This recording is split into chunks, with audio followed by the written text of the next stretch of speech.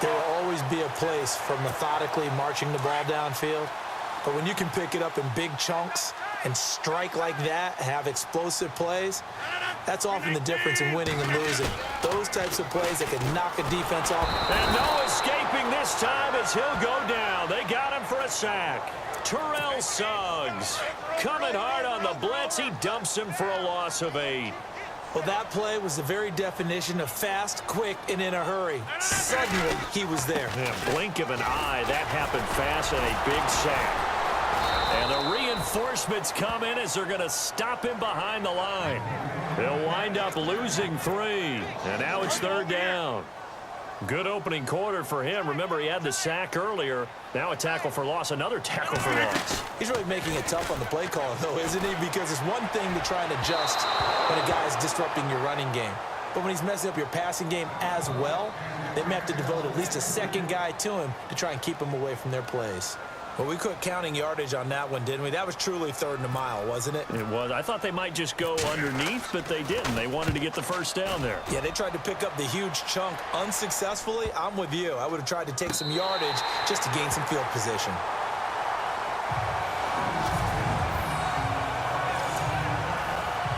And tough starting field position here.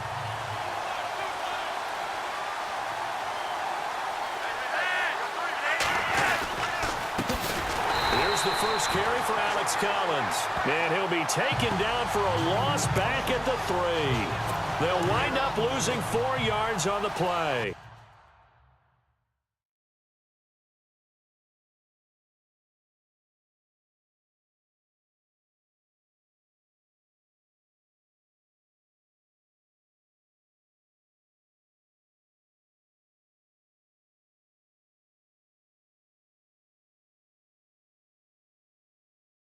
And it'll bring up a 2nd and 14.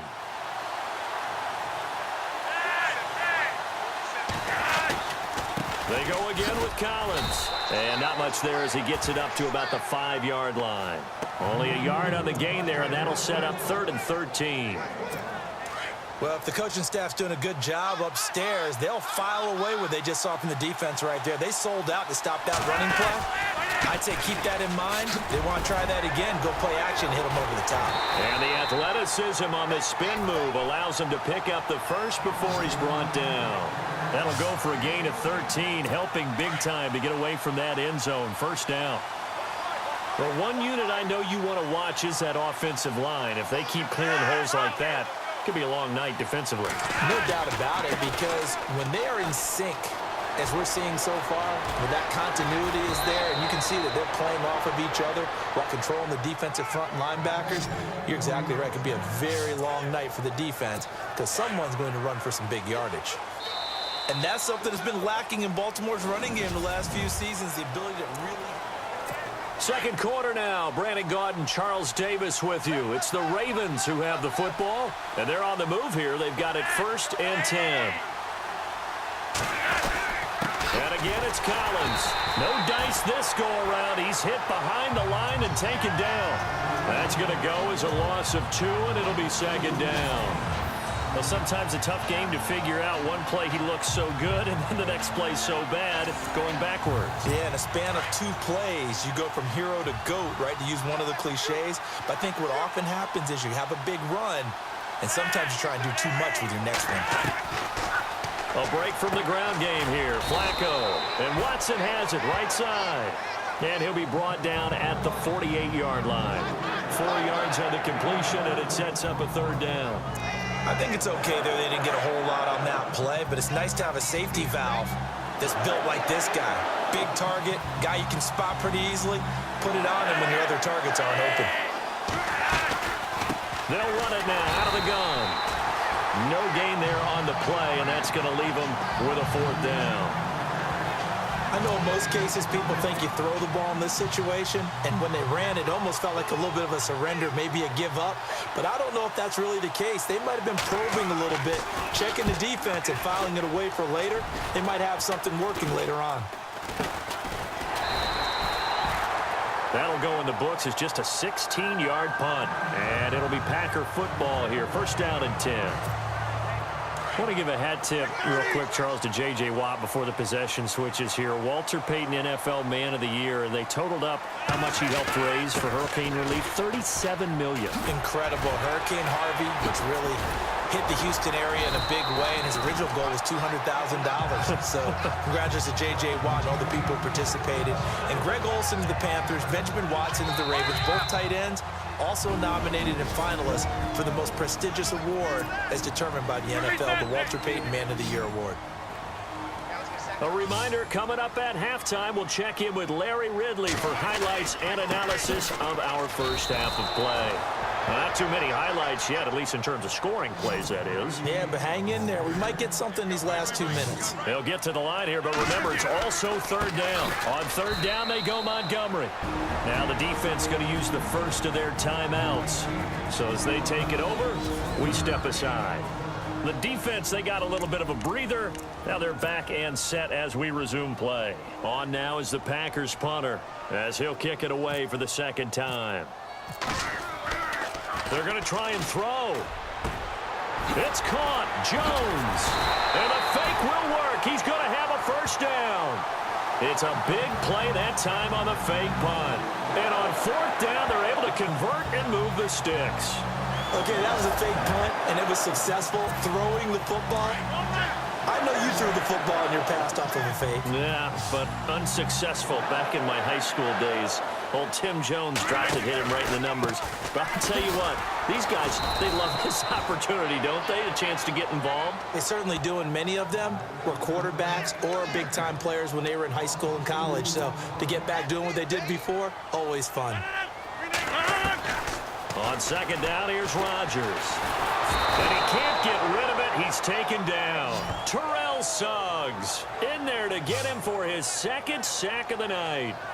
You never want to give up a sack. From the O-line's perspective, they hate it for several reasons, especially because they felt like they let little brother down back there in the pocket. Oh, no doubt. They have a ton of pride, and they go into every job wanting to keep that guy clean. They want that uniform with no grass stains, no dirt, nothing on it. But it's really, really difficult. You're talking about some terrific athletes who are trying to put him on the ground. I tell you, Brandon, this defense is playing with some confidence. Haven't allowed a point yet. Flying to the football. I'm telling you, it's almost 11 to the ball on every snap. Another nice job there to force an incompletion.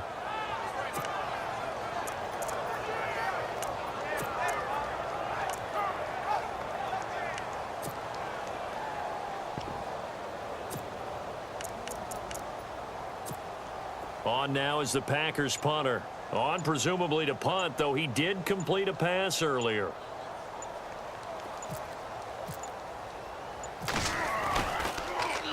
His first punt, 45 yards. This looks good as well. And this is going to carry well into the end zone for a touchback. It certainly was a disappointing end of the season for Baltimore as their offense comes back onto the field. But everyone remembers Cincinnati knocking them out of the playoffs on that Andy Dalton to Tyler Boyd play.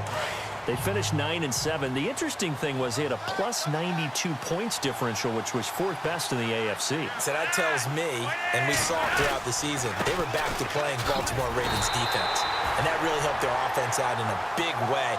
I think they still need help in the skill positions. They've got to upgrade at wide receiver. Alex Collins stepped in and played well at running back, but he needs some help as well. And, of course, Joe Flacco is going to have to continue to get better at his position. They've got to score more points and help out that defense, which played so well in 2017. And now running right through it. And he'll lose yardage here. Back to the 15. So plenty of action on the field, but no action right now on the score. Well, who needs a halftime? Am I right? Let's resume play. Both teams appear ready for the fight ahead, and we resume action here in quarter number 3. And that'll carry over the back line of the end zone for a touchback. Out come the Ravens now. They'll go on offense first here in this third quarter. There are 0 points on the scoreboard for either side. It'll be interesting to see what adjustments were made. The defenses have obviously been great. So if you like defense, this is a classic game. This is what you're looking for. But now you're trying to figure out how to gain any type of an advantage on offense. Is it through a big chunk play that they haven't seen before? Or is it just running your regular offense and running it better, trying to create an opportunity. We'll see which avenue they choose to go down. They get 14 on that one. That's good for a Baltimore first down. It's got to the point where we see guys like that make that type of a catch. Not fair goes through my brain. That size, that speed, and now they're acting like wide receivers too. Yeah, tight end one-handed catches. They're kind of like wide receiver one-handed catches nowadays. Just not right. Here's a first down run with Collins. Trying to run inside, but nothing there. No gain on the play there. Second down. Sometimes with the running game, you've just got to stick with it. Look, this is the third quarter, no time to panic. But that also doesn't mean you just do it the same way you've been doing it the entire ball game. Maybe change up some blocking assignments or run a few different plays, but stay with the overall essence of the running game. Caught by the tight end Watson. And he'll be taken down, but not before he gets into enemy territory. They get 14 on that one. That's good for a Baltimore first down. I like how they work the tight end on a nice little under route there. And if you're going to give him that much space, he's not going to catch the football. He's going to run away from you a little bit, and that's exactly what he just did there, picking up extra yardage. They'll run it now out of the gun. And he's going to fight his way forward here for a modest gain. Offside, defense. Well, we looked at each other right when he flinched. We knew that that flag was coming. Yeah, offsides, easy call, mark off the 5, and keep it moving.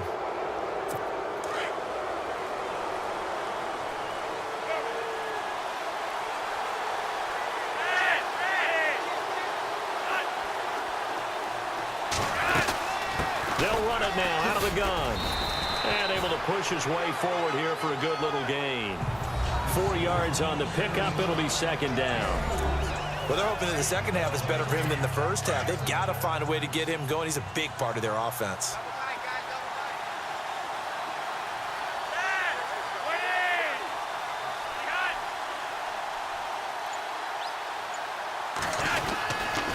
On second down, Collins. And he'll lose yardage here. Back at the 41. He lost 2 there. And it's third down. The evolution of Clay Matthews as a player, it's just one that they're going to end up writing books about. He didn't even start until his senior year at USC. He didn't start in high school. And now he's at all-pro level in the NFL. How about the play he just made there? Yeah, he has certainly made a name for himself. William Clay Matthews III. The Raven passing game getting in sync. Another first down. I don't know what they talked about at halftime. Whatever it was, it worked. They look like a different team here in the third quarter. Yeah, I doubt that there are very many trash cans that got kicked over, that type of a speech. I think what they did was they analyzed what worked in the first half, what didn't, and figured out a better game plan. So they took a shot on first down, but couldn't connect. I'm going to need some help with this one. How did he miss him?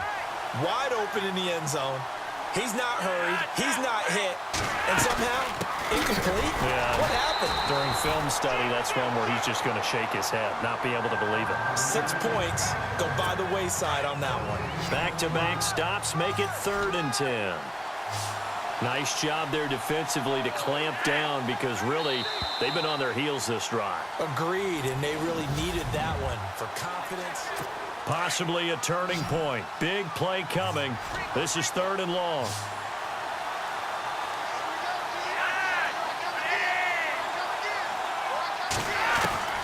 From the gun, Flacco. And that's complete. It's Watson. And he gets it all the way down inside the 10 to the 5-yard line. They're able to convert on 3rd down, and that sets up a 1st and goal.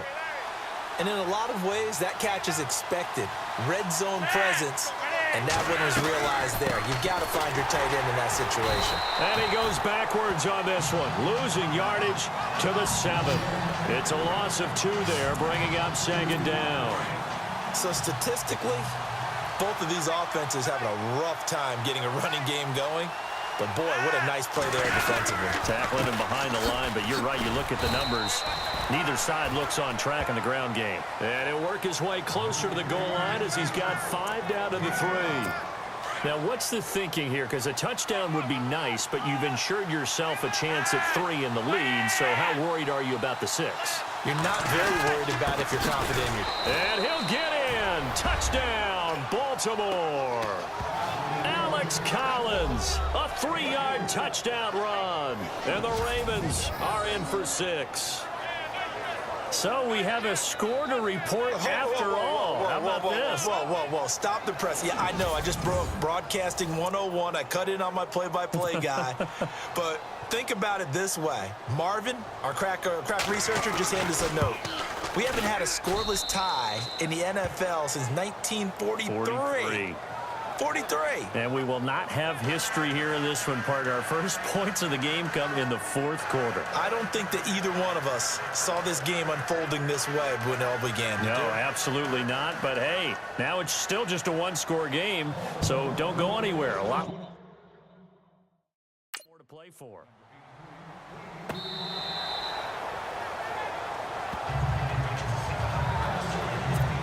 The Packers offense now. They get ready to head back onto the field. These guys had to punt last time. It has not been a very fruitful game offensively thus far.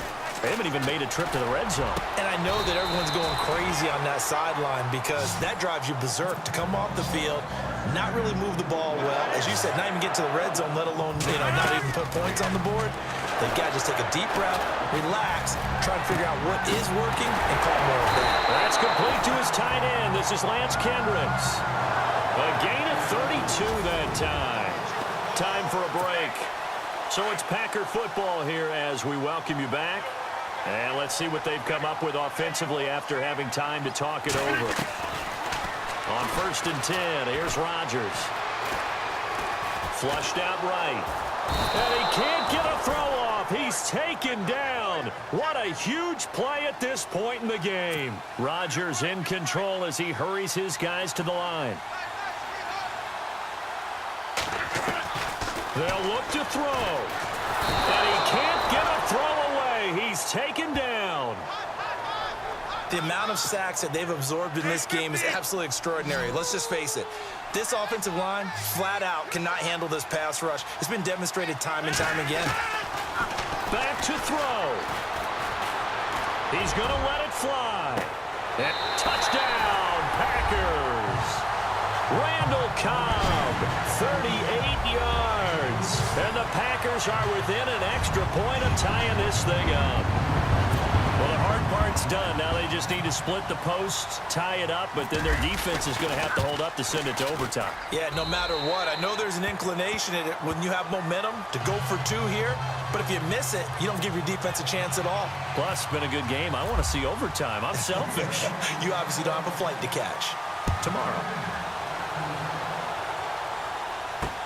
The return man, Chris Moore. And he'll get it up to about the 26-yard line just across the 25. Here comes the Raven offense now, ready for another possession. They've got work to do, but they do still have a bit of time here. And they've got to feel comfortable with that, but they have all their play sequences called. If they get out of bounds, that allows them to huddle and call another play, but if they don't, it's hurry up to the line of scrimmage and either spike it and stop the clock or continue to move it downfield in order to try and get in range and win this game. See if they can do just that. Not a big window to throw. Coverage wasn't too bad there. Yeah, they had him under wraps pretty well, but somehow able to muscle his way open and catch the ball. Pressure mounting. Flacco. He hits his target. Left side, Watson. And he'll get it out near the 40 to the 39. It's a 9-yard gain, and it keeps the drive moving. Setting to throw. Flacco. That's into the hands of Wallace over the middle. And he'll get up near the 45. They'll spot it at the 44. 5 yards on the catch there. Brings up 2nd down. Flacco to throw. He's going to leave this for his running back. It's complete. And he is out of bounds inside the 35. A good pickup there, a 22. We can talk all we want about football being a game of strength and brawn. It's also a game of mismatches, and they're trying to create one there, getting it to their back out of the backfield to make a bigger play. As we often say, get it to him in space, let him use his leg. Yeah, if he can get a matchup against a linebacker or maybe a defensive end dropping out in a zone blitz, he's going to win that battle just about every time. 6 yards here to go for the offense on second down.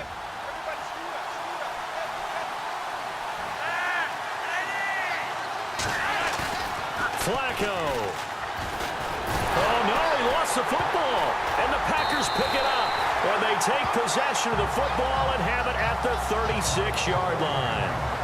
Wow, so they were already in field goal range. Now this and a completely new story to tell. And frankly, what they're going to say when they review this game and go over it, they're going to tell the offense, you had one job. All right, you knew what you had to get done. You knew where we wanted to kick the field goal from. You know our range. Just take care of the football, and we win the game.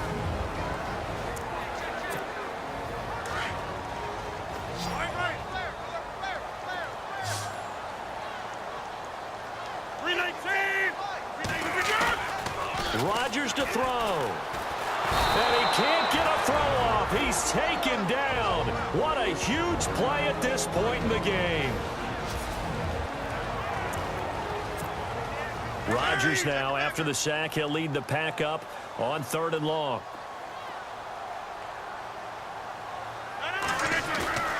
Back to throw, Rodgers.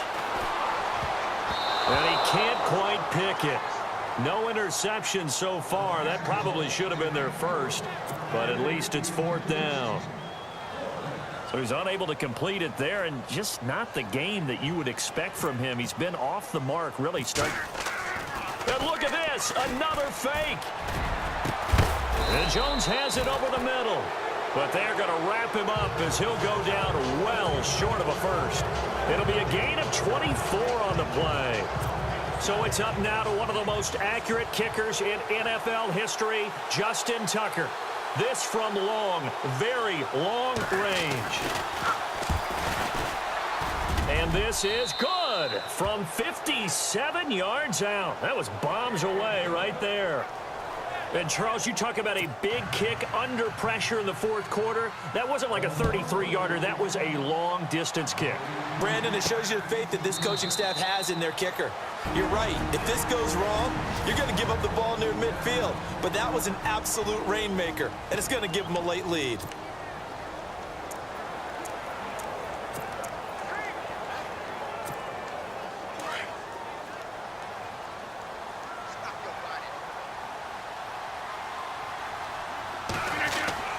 One final try now for Rodgers.